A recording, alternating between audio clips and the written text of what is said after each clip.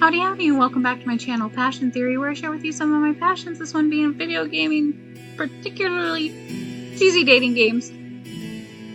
This one's more of a novel, and this is actually the last one in the series. I believe it's going to be anyway.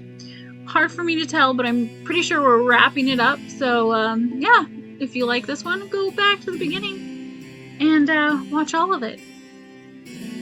But for now, let's get started.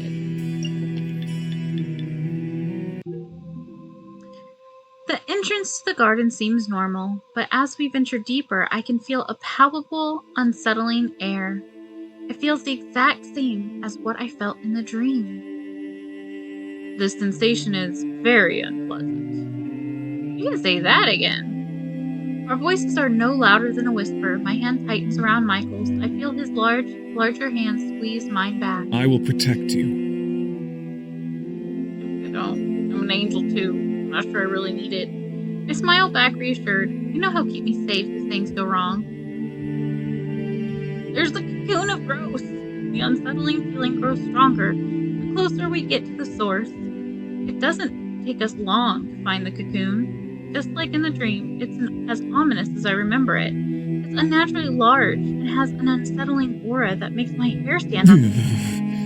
Is this the cocoon you were talking about? No, this other one. This one here on this bush, you know, the one that looks like a normal butterfly cocoon? That's the one. Yes, of course, the ginormous, taller than a human, oozing ball of ooze with spikes growing out of it. Yeah, that would be the cocoon, Michael. Dense as a freaking board. I nod in response. Is this just going to be a reenactment of my dream? I continue walking until I see a butterfly approach me. Feeling somewhat dazed, I lift my hand with my index finger out. Stop touching the butterflies of doom! The butterfly perches on my finger, its wings still slowly moving up and down. No, this is clearly Ace. Do you like it? This voice. Azazel,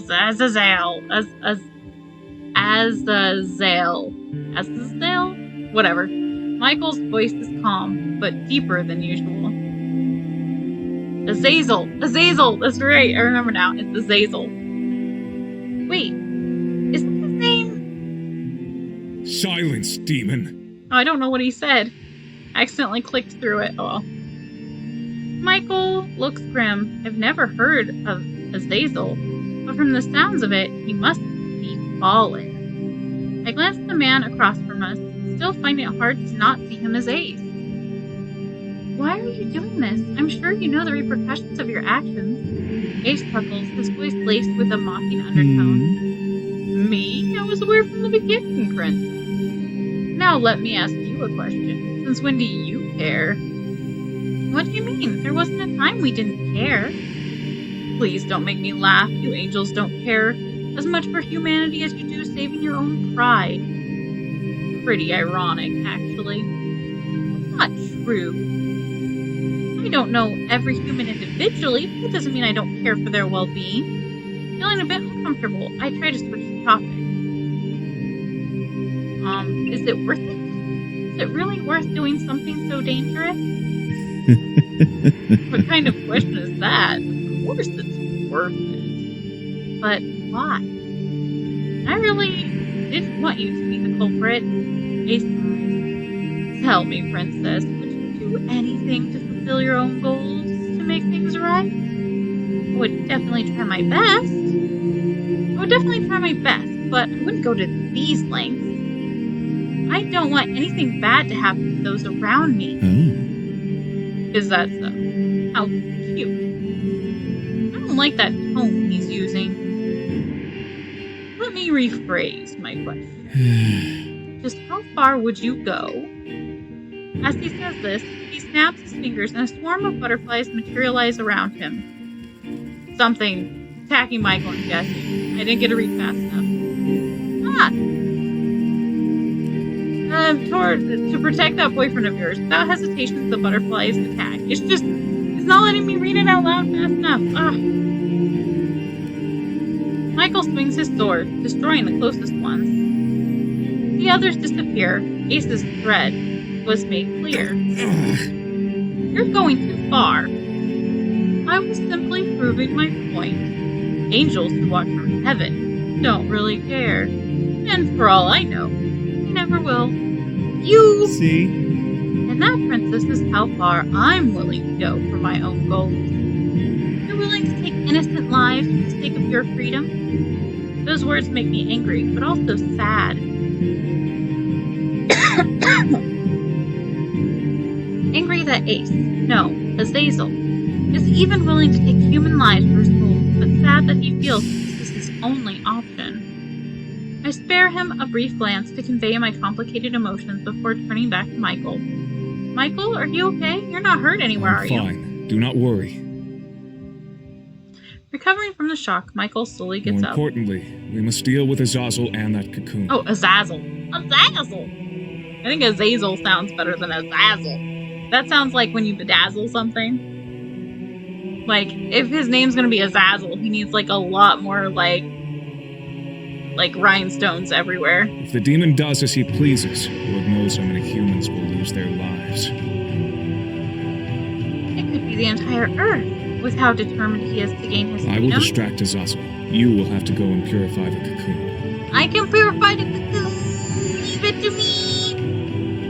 I'm a bit worried for Michael, but he's a freaking archangel, and my job is to purify the cocoon. This is why we came to Earth in the first place. Taking a deep breath, I face Michael and nod. Alright, let's just shout out our plans. Shout out our plans to the bad guy right there, just like, hey, I'm gonna distract you, and she's gonna purify your thing, okay? Alright. It's like, dude, no need to yell, it's 3 feet away from you, jeez. We're having this conversation, and they're like 10 feet away from each other, tops. It's bizarre that he's like, okay, what do you do? Like, whisper into my ear. Okay, you go. I'll distract him. You go and purify the cocoon, okay? Like, you can't hear us? Michael's expression softens at Take my sword and go. I will distract Azazel. Wait. I don't need your sword. Will do. Just then, I hear Azazel's. Are you two done talking? Yeah, seriously. I'm gonna call him Azazel. Not Azazel. Because if you are, I would like to get this little show on the road. So either scram or enjoy the finale. As if we would leave and let you get away with this monstrosity. Oh my god, I still don't like Michael. This has gone too far. So, you're saying you care for humans you don't even know? Yes. As much as I care about pretty maintaining normal. balance, I care for the lives of humans. Azazel seems a bit taken Is aback. that so? Glance over at Michael, but he either doesn't notice or isn't fazed by Azazel's tone. No, they've got me doing it, Azazel. Ariel, get your butt over there. It's literally 20 feet away from you. Take your little angel-y feet and walk your butt over to the cocoon and do whatever purifying nonsense If you you gotta do not do. believe me, that is fine. But understand this, demon. I will not even need my full power to deal with the likes of you. Bright light surrounds Michael briefly, intense enough that you don't get to read the whole thing. You guys can pause it if you want. Michael can just turn into an angel whenever he wants, apparently. As it fades, I gasp in shock when I feel the gentle flutter of his radiant wings. He's returning to his archangel form? Oh, nice. Okay, boys, how about... Hear me out. How about we solve all of this with a makeout session? Like, Ariel and both of you. Just go together, kill the stupid cocoon, forget about it. All 3 of us go off into the woods and have a little fun time with all the wings and stuff and the horns and the yeah. We're all looking our best now. Azazel swears under his breath. On seeing Michael in this state, I watch as his own ink black wings sprout forth. Is that supposed to scare me, Goldilocks? It is your final warning, Azazel. Either What's he you supposed stand to do? down and accept your punishment with grace, or I will strike you down myself. Aren't you gonna kill him either way? I mean, shouldn't he fight back? You're like, either surrender and die easily, or give me a hard time and die. Promises, Michael. I've always been a bit of a brat anyways. He won't back down. Is Michael really going to fight him at partial strength? Michael turns towards me. What are you doing, Ariel? Get over there and purify it. Like a whole... These guys are powering up. It's taking a whole hour just to walk 20 feet. Throwing his sword in my direction, I catch it, though I stumble back slightly. You know what to do. Do I? I have no idea what to do, actually. I nod and dart away. Michael will be alright. You really just gonna throw your sword away like that? I would like to think that I can, at the least, hold you back without relying on the sword. Really now? Fisticuff! Well then, try your worst. You don't have a sword either, pale boy. He's so cute. Ace is so much more attractive. But then demons always are, though. I hear the flapping of wings and sharp footsteps behind me as I make my way to the cocoon. Thankfully, Michael is diverting Azazel's attention, so I reach the cocoon safely. Now that I'm close, I can see a visible miasma washing over the cocoon in a haze of demonic smoke. I have to take a deep breath to calm myself. Michael's waiting! I have to get this done. Can't let Michael's fight be in vain. Once again, I grip his sword tightly. We'll get through this together. We'll get back home. Together. As I exhale, I raise the sword and... we slashed it. I slice downward, but a surge of butterflies suddenly swarm me, forcing me to recoil backwards. Slashy slash! One swarm is easy enough. I can slice through them without a problem. But then soon hundreds of butterflies start to gather. What the? Since when were there so many? I move away, but the butterflies persistently follow me. More and more gather, and I'm surrounded by red, trapped within a wall of creatures. No! I have to get to the cocoon! I raise Michael's sword again, but my hands shake. My legs begin to tremble, and my heart rate picks up in a panic. Can we turn into our angel self? Because I feel like that would be helpful here. What's happening? I fall to one knee, using the sword to support myself, completely falling as I pant for breath. My heavenly grace! I'm falling! These butterflies are trying to corrupt me. They're sucking away the Lord's light. That doesn't make any sense. You have to actually do something. You can't just like, oh, I touched a nasty thing, and now I am corrupt. Like, sweetheart, no. No, I won't fall here, whatever it takes. I'll destroy the cocoon. What that will mean for me and Michael, what that will mean for the world, is too much to bear. Fueled by anger and determination, I force myself back up. It takes considerable effort. My limbs ache the more I push them, but I get to a point where I can stand up again. Slice to slice. I swing Michael's sword like my life depends on it, because it probably does. It takes on a will of its own, setting a light as it carves through the butterflies. I smile. It's like Michael is lending me his strength, and now's my chance. I throw myself through the opening and race towards the cocoon. I can hear the storm screeching behind me, flapping their wings desperately to stop me. But the cocoon is in front of me, defenseless. Ha! Slashed it with my slashy slash magic sword. I slice through it with Michael's flaming sword. The cocoon falls apart, leaving only a small note of darkness reminiscent of a portal. Is that a gateway to hell? Maybe that explains why I felt so thoroughly unsettled upon seeing it. With its host destroyed, the darkness doesn't last, and it fades away in silence, along the last of the butterflies. I stay where I am, trying to steady my breath. Wow! For a second, the only things I hear are my heartbeat and my struggle for breath. I can't believe I've done it, that I've destroyed a portal to hell. I'm about to throw my hands up to celebrate, like I've seen on TV, when Michael's face flashes across my mind. Yeah, how's your boyfriend doing? I should get back to Michael. He doesn't need to face Azazel alone any longer. Just slamming chests together. Ugh! When I come back, they're still in the heat of their fight. I imagine they're like actually punching each other and stuff and not just like slamming their chests together. But this is hilarious. how's it been now? Are neither of them exhausted? Enough! I screamed desperately. Azazel and Michael finally noticed me. Michael takes this moment to finally knock Azazel to the ground and pin him down. The battle is over. Azazel looks up at Michael with a furious glare. First time I've seen an emotion other than cockiness or temptation on his face. Are you finally done with this, Azazel? Or would you still like to continue? Michael's voice seems very neutral. There's no trace of mocking in it. Over my dead body. Once Azazel says that, I can't help but feel a pang in my heart. I slowly approach the two. I purified the cocoon. My voice comes out more flat than I intended. Ace turns to me. I don't think there's much you can do at this point. Azazel remains completely silent. You're not going to say anything. Do you want me to say something? His voice is soft, laced with a wry hint.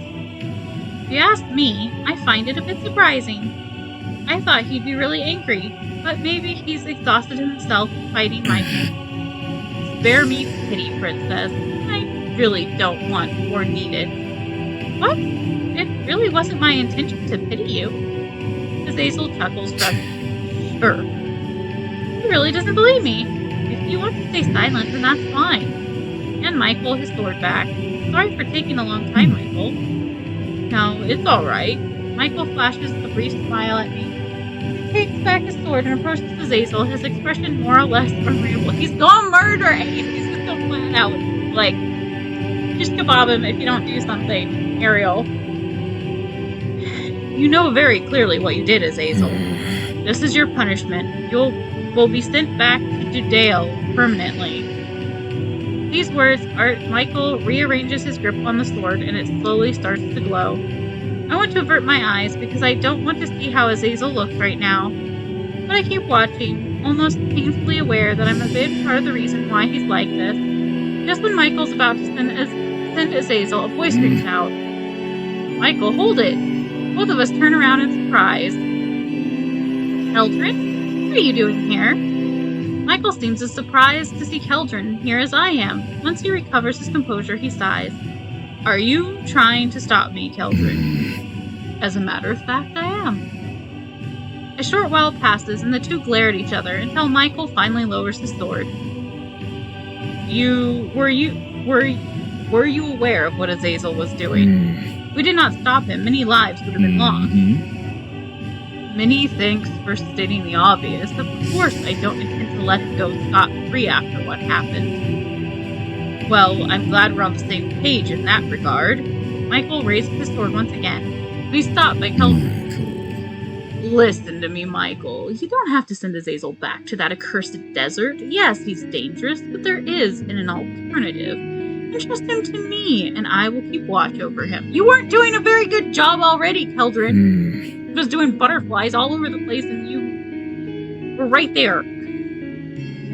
I am sorry, nephew, but Azazel is too dangerous to be allowed to roam free. He would not be free, as you put it. I am still one of God's hosts. You can trust me to keep him in line. For a moment I see Michael's expression change, like he's seriously considering this, but then it returns with a vengeance to its resolute state and I feel my stomach drop. My decision is final. Azazel is to return from whence he came. I can feel the heartbreak coming from Keldrin like a knife in my chest, but Michael is right. No, he's not! No, this is a good alternative. Like, this is a good solution. Like, they never trust Keldrin to do anything. Let Keldrin do this. Oh my god. Man. I hate Michael so much, and I hate this. Michael's like corrupting my freaking angel to be an annoying jerkface. What Azazel has done is far too dangerous to be swept under the rug and left alone, even if he is under Keldrin's care. Ace He snorts in derision, casting a dirty glance towards myself and Michael. You really are a perfect little angel, aren't you? Congrats, heaven will be real proud. I didn't do this for heaven's sake, the whole world was at stake. I wish there was. Spare me the pity, princess. Just let your boyfriend take care of things like he always does. Silence! You will taint this planet and its people no more. You will now be returned to your prison, and you shall remain there forever. No, wait! Like, the whole thing, like, the whole reason Ace did this, if you follow Ace's, if you watch me do Ace's, is because he was stuck in that prison, so, like, sending him back is just gonna make him do more nonsense, honestly. Like, make him do community service up here with, Keldrin. Michael raises his hand, and light appears so bright I have to avert my eyes. The chains around Ace glow, causing him severe pain. Oh, Nikes! There's a sudden flash, and when the light fades, Ace is gone. There is only a faint trace of ash where he was before. Keldrin's expression is unreadable. Keldrin's pissed. Well, that's that then. Indeed, our work here is done. The two of them stare each other down for a moment before Keldrin turns to leave. So it's back to heaven for you two then. I hope you're satisfied, Uncle. Though perhaps it would be best that you not show your face here again for some time. Accompanying his harsh word, Keldrin's expression seems sad and hurt, angry too. I don't think I've ever seen him so lonely and enraged. I wonder, could he and Ace have been... Oh! They might have been lovers. Maybe. Take a step towards them. Alright, Michael. Keldrin turns and holds his hand up silently to me. I hold no hatred towards you. You only did what you thought was right. For now, I wish you good luck, Prowlin. Goodbye. Michael's expression softens. He just hates Michael. Not me, just Michael. I totally would have been like, I wish the game would have given me an option to agree with Keldrin and not Michael, but you know, whatevs. Michael's expression softens, and I see him open his mouth as if to offer comfort to Keldrin, but after a moment, he decides not to, once again, because Michael's a jerk. I suspect he realizes the pain these actions have caused Keldrin, but knows that since he felt no choice but to enact Heaven's will, his kind words will not meet a welcome reception. Michael and I watch as Keldrin leaves, a silence falling over the area like a thick blanket. Only moments ago, the fate of the world hung in the balance, and now it's over. It's all over. I notice Michael's sword on the ground, and wordlessly I go to retrieve it and hand it back to him. There we go. Are you well? Yes and no. What do we do now, Michael? He smiles softly and tucks a stray lock of hair behind my ear. Our work here is done, so we must return to heaven and report the success of our mission. There is unfortunately still a fair bit of paperwork to be done on this whole affair. Of course he's thinking of paperwork. See, Michael. Boring, bureaucratic, and a jerk. Our investigation is finally over, and there's no longer any reason for us to stay here. It seems now that we're going to be leaving Earth. I've gotten used to being here on Earth and just being together with Michael as equals. When we go back to heaven, will we lose that? Living among humans has changed what I think and feel, and the idea of going back to being only friends while respecting our strict ranks, I don't want that. Sensing my distress, Michael tilts my chin up and meets my gaze. It will be alright, Ariel. Let us return, and we can figure this out together. Together? I like the sound of that. Okay, let's go home, Michael. Michael's smile grows. He gives my hand a gentle squeeze, holding me close. His magnificent wings curl around us protectively. Yes! Wings! I miss being wrapped in his wings. Yeah, I bet you did. He wrapped in his wings. I mean, he's a jerk, but he's got wings, so... But, hear me out, Ace was not a jerk when we followed his route, and Ace had wings, so Ace is far better than Michael. He holds me close, tucking me under his chin as if he's afraid something will take me away, but that's not going to happen. Not if I have anything to say about it. In a flash of warm light, we return to heaven. Burp, burp, burp. Burp, burp, burp, burp, burp. It's been some time since Michael and I returned to heaven after completing our mission. Seeing all my old friends and fellow angels has made me incredibly happy. We received a small hero's welcome. Of course, soon it is back to the usual. I find myself thinking about our time on Earth often, about Ace, Keldrin, and Michael. He's been swept back full force into his duties as General and Archangel, so I've barely seen him since our return to heaven. But today he's asked me to meet in private, and I'm a little nervous about seeing him. Strange that he asked me to meet him outside his office. This must be something really important, or Oh, don't be silly, Ariel. He probably just wants to catch up. As I approach the meeting place, I spot Michael sitting on a rock overlooking a vast expanse of clouds. He turns as I get near and smiles at me. Ariel, thank you for coming to see me. You're not going to send me out on another mission to chase butterflies again, are you? No, not for some time, thankfully. Come, sit with me. Okay. I feel like that was worded, I don't know, maybe this was me being picky, but that sounds more like come sit like a dog command. Like you can say, hey, would you like to sit next to me? I have something to tell you. Or hey, like pat the ground next to you. Or something. It's just like, come sit. His tone wasn't that bad, but it feels like he looks down on her a little bit, and I don't like it. I'm not about that life. He moves to make room on the rock, and I tentatively sit down next to him. Looking out towards the horizon, the sun starts to set, and I am awed by the sheer beauty of our home. I turn to speak to Michael, but notice his expression has grown somber. I have just received word that Keldrin has been spotted near Dudael. Yeah, he's going after his lover. Dial, but isn't that Azazel's prison? If Keldrin was spotted there, that would mean he's fallen, hasn't he? Michael's silence speaks volumes. I reach up and gently touch his shoulder, offering my reassurance. This must be unbelievably difficult for Michael to deal with, and my heart aches for him. It's because he took his lover and he had to fall to go get him. I'll keep Keldrin in my prayers tonight. It's truly the best sentiment I can offer. Michael reaches up and grabs my hand, seeking more It is comfort. an unfortunate occurrence, yes, but we will endure, as we have done. Yeah. I know Michael is masking his pain. There's no way he really feels so emotionless about his worst nightmare coming true. No, I'm pretty sure he does, actually. Michael's got, like, 2 brain cells that bounce around in there. And occasionally hit each other to make a thought that's unique.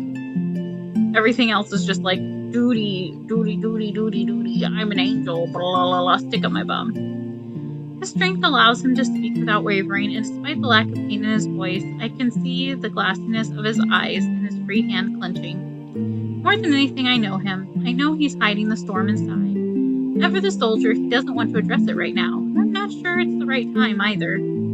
I believe, given a little more time, he will once more open up about how he's truly feeling. Michael resolves to change the mood of the topic of conversation. And, Ariel, there is no one I would rather face the future with than you. Yeah, except for we haven't seen each other in, like, forever. It's not like you're taking me on angel dates. You're like, oh, nope, your rank is back down there. Like, totally was like, yep, everything will be fine if you just listen to me. I'll be with you.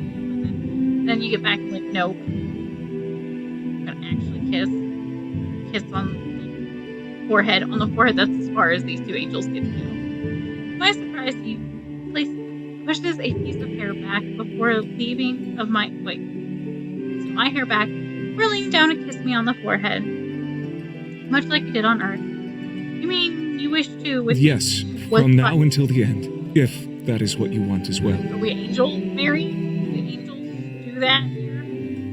Oh, of course I want that. Silly. Oh, That makes me incredibly happy, Ariel. I promise you, no matter what happens, I will always be there for you. My wings are pretty. I'm way too pretty for you, Michael.